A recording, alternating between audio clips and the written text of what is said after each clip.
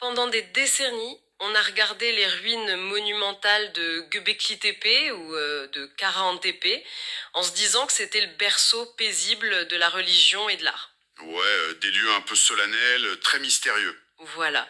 On imaginait que c'était là que de jeunes adolescents célébraient leur passage à l'âge adulte, tu vois, à l'ombre de ces immenses piliers sculptés.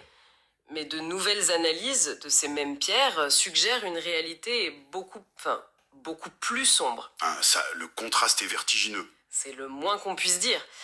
Selon les textes qu'on examine aujourd'hui, ces temples ne seraient pas du tout des simples galeries d'art primitif.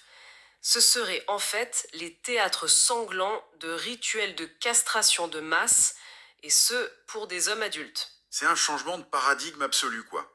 On passe littéralement d'une vision très romantique de l'aube de la civilisation à une histoire de survie viscérale, brutale et chirurgicale, vraiment. D'accord, décortiquons tout ça. On a une bonne vingtaine de minutes devant nous pour faire le tour de cette analyse incroyablement polarisante. Absolument, on a de quoi faire. On a une pile de documents qui détaillent la théorie de la sociogonie, un concept qui est avancé par Safa Katchmaz. Et pour faire court, la sociogonie, c'est l'étude de la jeunesse même des structures de la société. Le truc, c'est que la théorie de Katchmaz s'oppose frontalement, limite violemment, aux interprétations dominantes des archéologues actuels. Oui, notamment des figures comme Nexmi Karul Yaharul et la professeure Eilem Edjdan.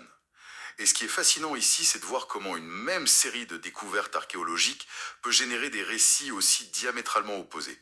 Ça force carrément la communauté scientifique à remettre en question des trucs qu'on considérait comme acquis. Des trucs comme l'espace public ou l'art préhistorique, c'est ça? Exactement. Ou même le concept de symbolisme animal. Notre mission aujourd'hui, c'est pas de prendre parti, hein. C'est d'observer comment l'ingénierie de la société humaine est analysée dans ses sources. L'approche traditionnelle y voit une évolution douce, alors que la sociogonie, elle, y voit un traumatisme fondateur. Donc on va parler de concepts assez inattendus, des rituels extrêmes, une réécriture de la famille et des pactes de sang littéraux. Accrochez-vous. Oui. Bon, posons d'abord dans les balles du conflit. Que pensent avoir trouvé les archéologues de la ligne traditionnelle quand l'équipe de Nekmi Karul observe les statues de Karahan Tepe? Quel est leur récit? Bah, leur grille de lecture, c'est l'archéologie classique. Ils utilisent le cadre de l'art préhistorique. Quand ils regardent ces espaces avec des hommes et des animaux sculptés, ils voient des lieux de rassemblement public pacifiés. Donc des sortes de places de village de l'époque. Voilà. Pour eux, ces sites abritaient probablement des rites d'initiation.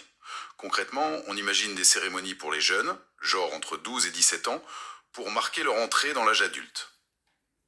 L'image d'Épinal, quoi. La tribu se réunit, les jeunes passent des épreuves symboliques, on sculpte un renard pour marquer le coup, et la vie continue. C'est ça. Mais c'est précisément là que les sources de Safa Katchmaz frappent un grand coup. Le texte affirme que cette équipe académique souffre d'un, je cite, blackout sociogonique. Un aveuglement, en gros. Un aveuglement pur et simple. Selon la sociogonie, relier ces statues massives, qui sont extrêmement explicites, d'hommes tenant leur sexe à de simples rites pour ados, c'est une erreur monumentale. Et il va beaucoup plus loin. Safa Katchmaz soutient que ce n'est pas un rite de passage pour garçons, mais un espace dédié à un rituel de castration physique réel pour des hommes matures. Le fossé entre les deux visions est gigantesque. Quand j'ai lu ça dans nos sources, je suis restée bloquée, j'ai relu la phrase 3 fois. Pour vulgariser, c'est un peu comme si des archéologues du futur découvraient un hôpital chirurgical avec les scalpels et les tables en inox et conclusaient avec le sourire que c'était un parc d'attractions. Et l'analogie est très bonne. L'écart de gravité et de douleur est astronomique. Mais du coup, j'ai une vraie question méthodologique. Comment des chercheurs, des experts mondiaux devant les mêmes pierres peuvent se tromper à ce point? Enfin, comment on peut confondre une fête d'adolescents avec la mutilation génitale d'hommes adultes? Eh bien, c'est la critique centrale adressée par la sociogonie à l'archéologie moderne. Le texte accuse la discipline d'être devenue prisonnière de son propre jargon. Genre les mots-clés, confortables. Exactement. Des termes comme symbolisme animal agiraient comme des œillères, à force de vouloir faire entrer ces découvertes dans des cases préétablies d'une préhistoire douce et axée sur l'art, les scientifiques se rendraient aveugles aux réalités purement brutales. En gros, on refuse de voir le sang sur les murs parce qu'on préfère y voir une galerie d'art contemporain primitif. C'est l'argument de Katchmaz. Nos ancêtres d'il y a 12 000 ans ne faisaient pas de l'art pour l'art. Ils n'avaient pas le temps pour ça. S'ils déplaçaient des monolithes de plusieurs tonnes, c'était pour instituer des lois vitales gravées dans la pierre. S'arrêter au mot symbole, c'est rater la fonction législative du lieu. D'accord. Admettons cette cécité académique. Mais si on accepte l'hypothèse de la castration adulte, la question qui hurle dans la pièce, c'est pourquoi? Pourquoi des hommes, souvent au sommet de la hiérarchie physique, s'infligeraient un truc aussi irréversible? Et c'est là que les textes nous entraînent sur un terrain fascinant.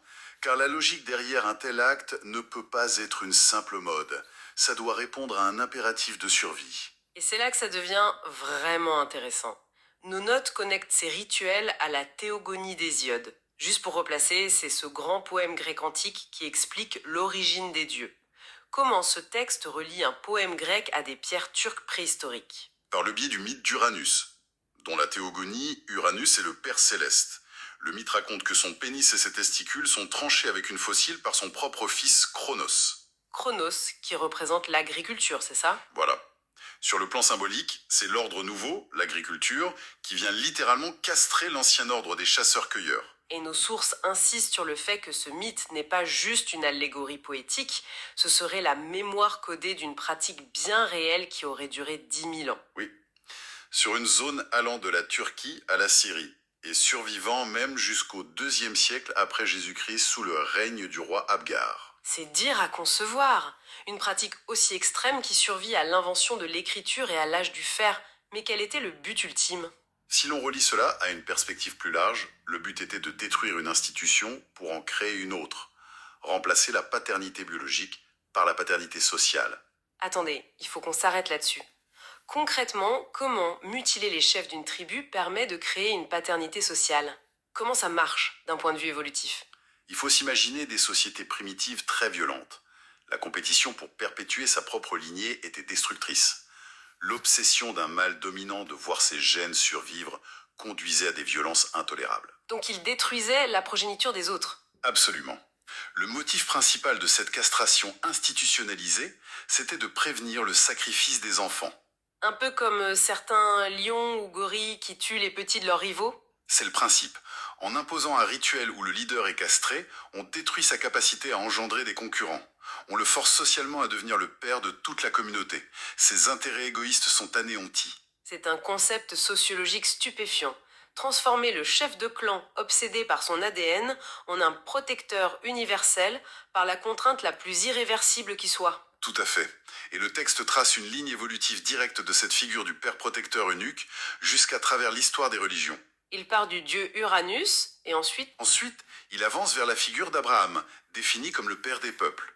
D'ailleurs, rappelons qu'Abraham s'apprêtait à sacrifier son fils avant qu'un nouvel ordre n'intervienne. Et le texte pousse la logique jusqu'au Vatican. Ah oui, l'analyse du pape. Exactement. Le pape se fait appeler Saint-Père. Il incarne cette paternité sociale. Et son statut exige le célibat, donc l'absence de descendance reconnue, pour veiller de façon désintéressée sur ses enfants spirituels. Alors attendez, on part de piliers en pierre vieux de 12 000 ans et on tire un fil direct jusqu'au célibat du pape à Rome aujourd'hui. C'est un saut intellectuel gigantesque, non? On peut pas juste comparer deux figures paternelles sans descendance et dire que l'une découle de l'autre. C'est une réaction très saine. Et c'est là que la théorie se confronte à un scepticisme légitime. Mais le texte soutient que les institutions humaines ne disparaissent pas, elles se subliment. Ce qui nécessitait un acte chirurgical sanglant s'est transformé en un vœu spirituel. C'est l'archétype psychologique qui a survécu. D'accord, je vois l'idée de l'archétype. Mais si cette alliance par la mutilation est vraie, ça devrait laisser des traces physiques indéniables sur les sites. Que nous disent concrètement ces piliers en forme de T et les animaux sculptés dessus? C'est là que la sociogonie critique encore l'équipe actuelle. Le texte reproche à Caroul de s'embourber dans le cliché du symbolisme animal basique. Sur le site, on a identifié entre 20 et 40 types de totems animaux très concrets. Pour l'archéologie classique, ce sont juste des proies ou des prédateurs locaux, n'est-ce pas? Oui, mais pour Katzmas, ils ne sont absolument pas décoratifs. Ce seraient les ancêtres directs des animaux divinités sacrées et le brouillon originel de nos signes du zodiaque. Ah oui, carrément. Chaque animal sculpté représentait l'emblème d'une unité sociétale, d'une tribu spécifique. Göbekli Tepe serait une sorte de grand rassemblement de nations primitives.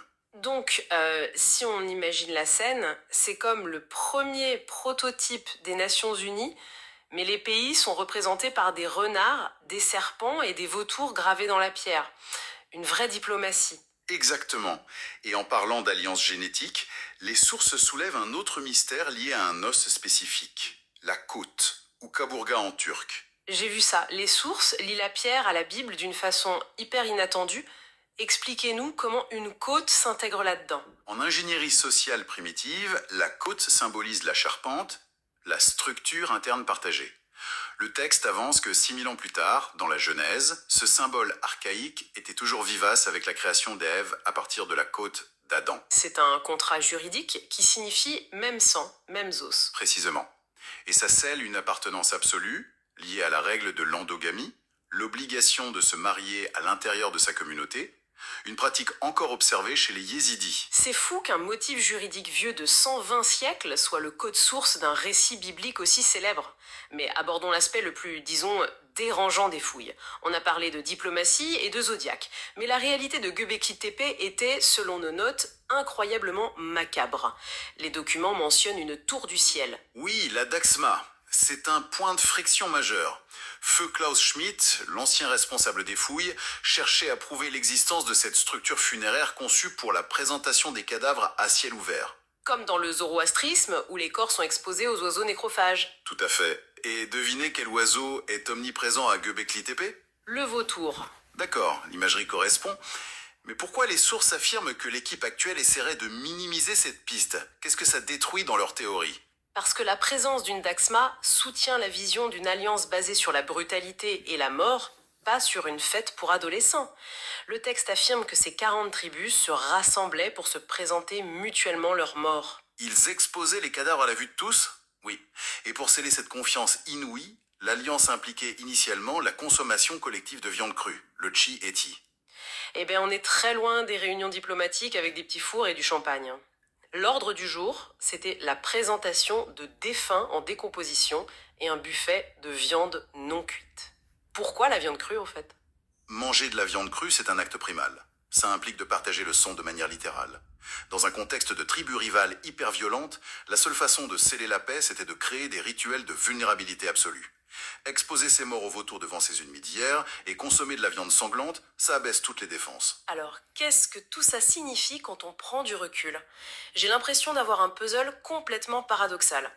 D'un côté, une architecture géométrique hyper sophistiquée, des cercles parfaits de piliers de plusieurs tonnes, et de l'autre, une alliance organisée autour de cadavres, d'automutilation et de repas de sang. Comment la civilisation a pu naître d'un terreau pareil? C'est tout le paradoxe de l'évolution humaine que ces textes mettent en lumière. La sophistication architecturale n'exclut pas la brutalité. En fait, l'architecture colossale a peut-être été rendue nécessaire par cette brutalité. C'est-à-dire?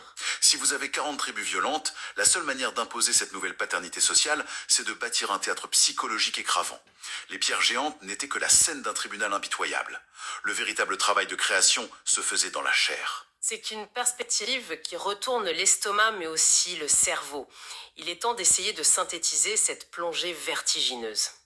Eh bien, le bilan de ces sources est contrasté. D'un côté, l'archéologie académique dominante avec Carul et Eusdoan. Ils voient l'aube pacifiée de la société. Des espaces publics ornés d'art naissant, un symbolisme naturel et des rites de passage civique pour les ados. Et de l'autre côté du ring, la thèse incisive de Safa Kashmaz. La sociogonie nous décrit un monde terrifiant au bord de l'anéantissement génétique. Une alliance brutale de 40 tribus scellant des pactes en consommant de la viande crue, exposant leurs morts et instituant l'autocastration des chefs. Le tout pour abolir le fléau des sacrifices d'enfants en inventant la paternité sociale, une ingénierie sociale qui aurait survécu des millénaires pour infuser nos mythes et nos textes bibliques. Ce sont vraiment deux lectures séparées par un gouffre conceptuel insondable. Exactement. Ce qu'il faut retenir de cette exploration, c'est l'importance de ces débats. La façon dont on choisit d'interpréter ces piliers modifie complètement notre compréhension de l'évolution de la psychologie humaine, de la religion et de la création de la cellule familiale. C'est de l'ingénierie inversée de l'âme humaine. Absolument. Et cela soulève une question fondamentale que je trouve très pertinente pour clore notre analyse. Je vous écoute. Si la création de la paternité sociale et de nos premières alliances institutionnelles est véritablement née d'un tel traumatisme physique et de mesures désespérées pour empêcher l'humanité de s'entretuer, ça pousse inévitablement à se poser une question sur notre monde contemporain. Laquelle? Quelles autres de nos institutions modernes les plus respectées cachent sous leur surface lisse un code source tout aussi brutal et viscéral, né d'une terreur ancestrale que nous avons simplement oublié comment lire?